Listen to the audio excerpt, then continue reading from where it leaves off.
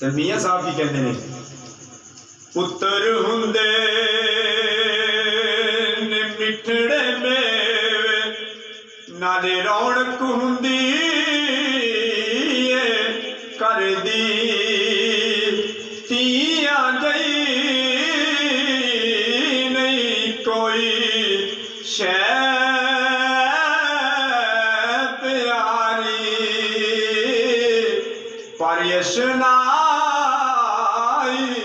ਬਗਾਨੇ ਕਰਦੀ, ਤੇ ਸਿੱਖ ਪੁੱਤਰਾਂ ਦੀ ਡਾਢੀ ਹੋਂਦੀ, ਆਖਣ ਲੋ